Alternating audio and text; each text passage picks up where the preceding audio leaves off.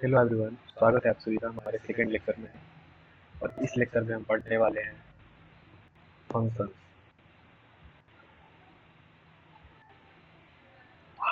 So function, जैसे कि आप देख सकते हैं, ये यूनिट 2 है हमारा लेक्चर का। मेरा नाम अनिकेत कुमार सिंह है और मैं बीटेक कंप्यूटर साइंस इंजीनियरिंग पढ़ रहा हूँ लवली प्रोफेशनल यूनिवर्सिटी से। और ये lecture as a community development project मैं आप लोगों को पाइथन सिखाना चाहता हूँ। फंक्शन, पाइथन में हमारे पास दो प्रकार के फंक्शंस होते हैं। एक होता है बिल्ट इन फंक्शन और दूसरा होता है यूजर डिफाइंड फंक्शन, जो कि डेफ कीवर्ड से शुरू होता है।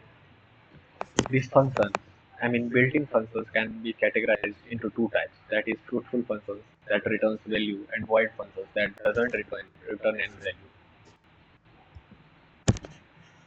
हमें यहाँ पे ध्यान देना होगा कि बिना कोई इंपोर्ट यूज किए हुए हम बिल्ट इन फंक्शंस को कुछ फंक्शंस बिल्ट इन फंक्शंस को हम यूज कर सकते हैं पाइथन में। You can also use that on command prompt directly, also directly भी यूज कर सकते हैं।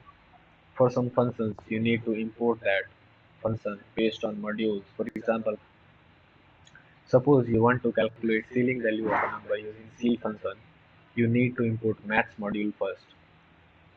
For example, जैसे कि आप देख सकते हैं यहाँ पे import math लिखा हुआ है, this will import math module। ये math module को import करता है और उसके बाद हम math के कुछ functions यूज कर सकते हैं, जैसे कि print के अंदर math.ceil जो लिखा हुआ है ये -45.17, और ये जो लिखा हुआ है,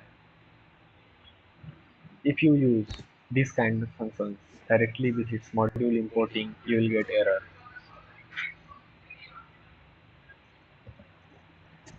The syntax of a function call is simply function name and in parentheses we can use argument. Not all functions takes an argument and some take more than one, in which case the arguments are separated by commas. The value or variable, which is called the argument of a function,